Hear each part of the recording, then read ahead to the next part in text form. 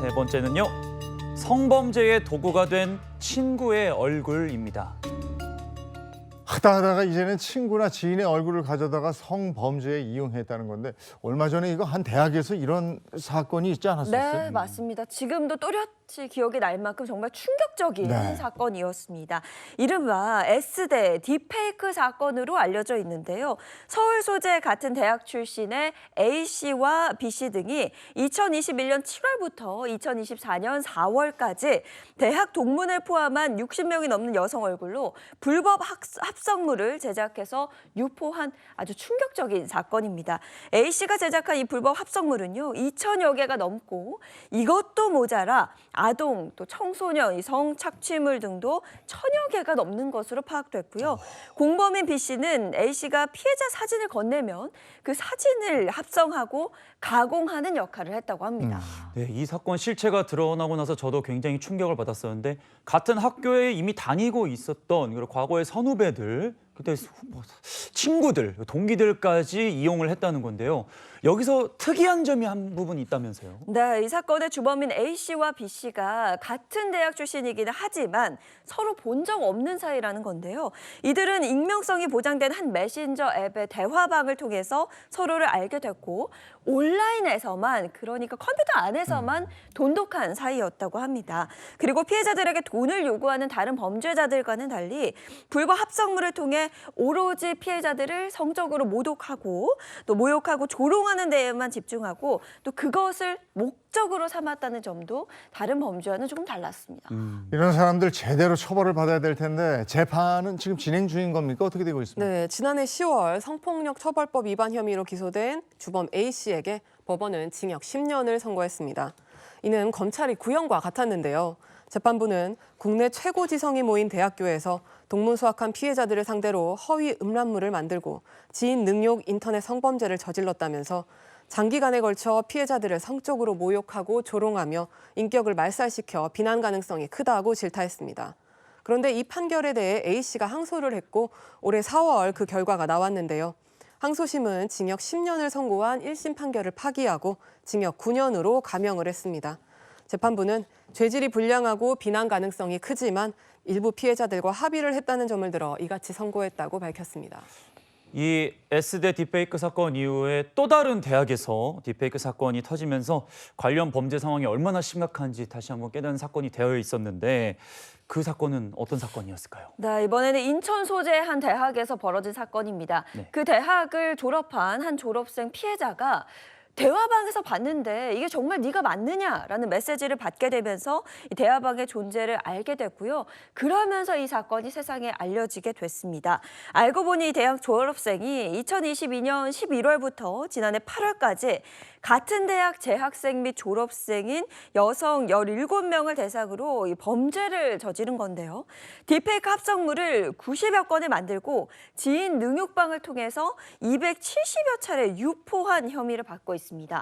이 대화방에서는 피해자들의 연락처와 학번 등 이 개인정보를 함께 이들의 목소리로 성적인 단어를 말하는 딥페이크 음성 파일까지 공유한 것으로 알려졌습니다. 야, 이게 내가 그런 적도 없는데 그 내 얼굴, 내 모습이 그대로 갔는데 그 성적인 얘기나 그런 모습들이 있어. 네. 그걸 보는 사람은 이거 어떻겠습니까? 그걸 무슨 친구들이나 지인들이 그걸 보고 연락을 하면 얼마나 창피하고 수치심을 느끼겠어요. 내가 아닌데. 아니 근데 더 기가 막힌 게 이게 대학에서만 있는 게 아니고 다른 데서도 이런 일이 벌어지고 있었다면서요? 네, 맞습니다. 더욱 심각한 건 이런 일이 중고등학교에서도 벌어지고 있다는 겁니다. 지난해 4월 제주도의 한 국제학교에서 재학 중인 남학생이 같은 학교에 다니는 여학생 11명을 대상으로 27차례에 걸쳐서 딥페이크 불법 합성물을 제작했는데요. 다른 여성의 나체 사진에 같은 학교 여학생 얼굴을 합성한 겁니다. 이 학생은 이 불법 합성물을 학교에서 친구들과 돌려보기도 했는데요. 피해자들이 이를 인식하고 학교 측이 경찰에 신고하면서 체포가 됐습니다. 근데 이 사건뿐만 아니라 지난달에요. 경기도의 한 중학교에서 남학생 10명이 같은 반 여학생 얼굴로 딥페이크 음란물을 만들어서 SNS에 주고받은 사실도 알려지기도 했고요.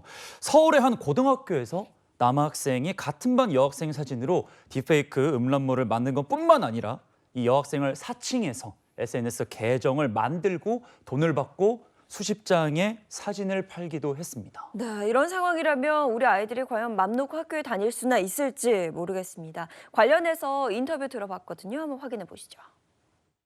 네, 선생님이 하교할 때 이제 조심하라고 사진 다 내리고 제보를 해달라고 학교에 제 친구 보내줘. 친구가 찍어준 친구의 사진이 도용당해가지고 페이크 되는 것도 같고. 아니 친구들하고 같이 소중한 추억을 남기고 싶어서 내 모습을 남기고 싶어서 SNS에 이거 올리고 하는 건데 네. 그렇게 올린 내 사진이 다른 곳에 이용이 된다. 이거 불안해서 뭐 올릴 수가 있겠습니까?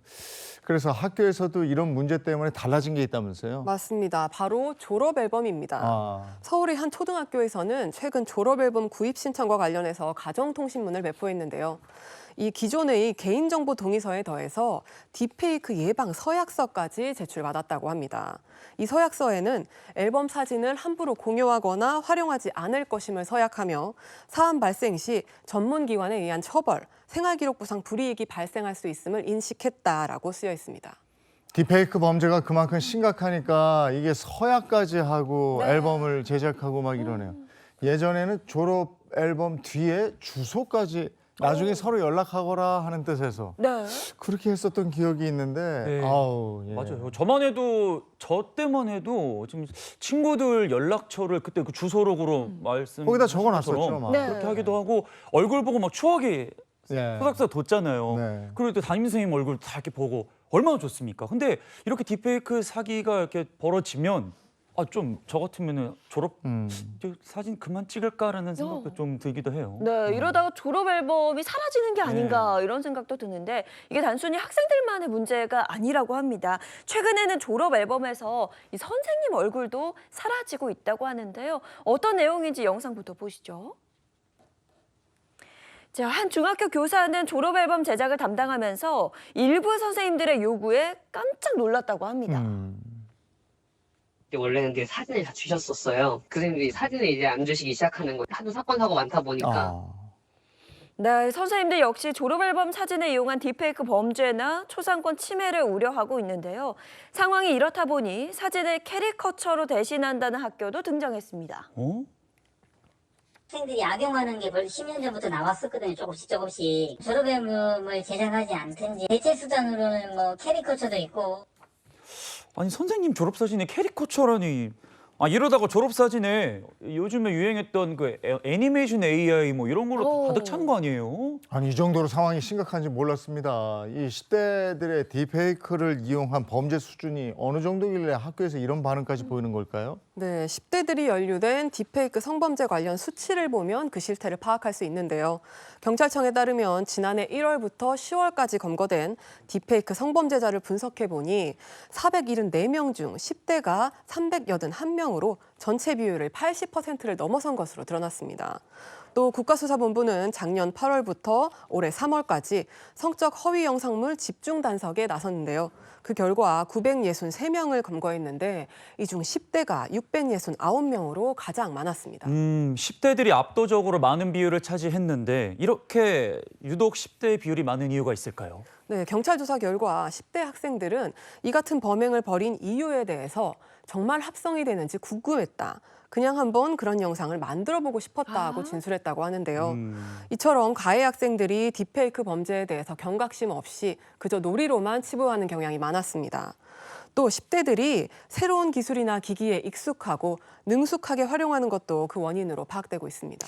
이렇게 심각한 범죄를 그저 놀이라고 생각한다는 게 정말 안타까운데 본인들이 벌인 그 범죄 때문에 피해자들은 굉장히 속이 아프고 앞으로 어떻게 살아가야 될지 막막할 수도 있습니다. 네. 조금이라도 생각을 한다면 그런 답변을 못했을 것 같아요. 네, 10대 딥페이크 성범죄 더 확산하지 않게 하려면 제대로 된 처벌이 이루어져야 할 텐데요. 이 처벌 어떻게 이루어지고 있을까요? 네, 일단 법률을 보면요. 성폭력 처벌법 14조는 사람의 얼굴, 신체, 음성을 대상으로 한 촬영물을 대상자의 의사에 반하여 성적 욕망 또는 수치심을 유발할 수 있는 형태로 편집, 합성, 가공한 자는 7년 이하의 징역 또는 5천만 원 이하의 벌금에 처한다고 규정돼 있습니다.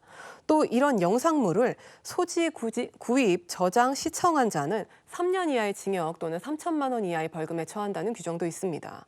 그런데 이런 범죄를 저지른 자가 미성년자의 경우에는 소년 재판을 받는 경우도 있는데요. 이 경우에는 소년원을 가더라도 전과가 되지 않습니다.